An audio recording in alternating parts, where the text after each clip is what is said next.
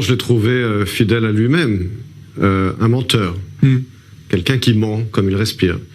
sans avoir aucune honte, en disant que finalement, eh bien, la Russie a mené une opération préemptive car elle allait être agressée, n'est-ce pas, par l'OTAN et par l'Ukraine, ce qui est un mensonge.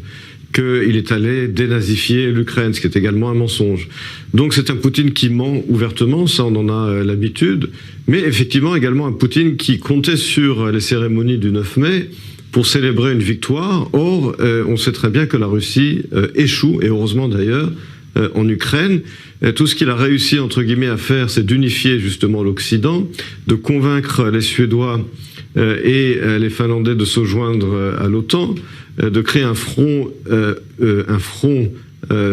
uni de l'Occident, à part peut-être Orban en Hongrie, des décisions très fermes pour mettre fin à l'importation de gaz naturel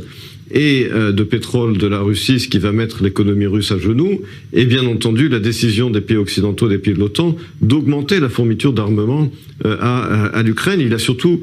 surtout, alors même qu'il voulait prouver, entre guillemets, qu'il n'y a pas d'identité nationale ukrainienne, eh bien il a réussi à souder les Ukrainiens, à renforcer cette identité nationale, et le message qu'a tenu le président Zelensky, justement à l'occasion de ce même 9 mai, c'est de dire ce n'est pas seulement un conflit entre deux armées, c'est un conflit entre deux visions du monde, entre un empire qui veut imposer sa volonté à d'autres peuples et des peuples qui veulent être libres et choisir leur propre destinée. Et donc c'est un Poutine qui effectivement a perdu son pari et qui finalement espère encore peut-être avoir un certain acquis imposer un certain acquis dans le cadre de négociations, mais clairement un Poutine qui a perdu son pari. Et je pense que ce visage inquiet que décrivait très justement Christian Mallard, cela peut-être a trait au fait que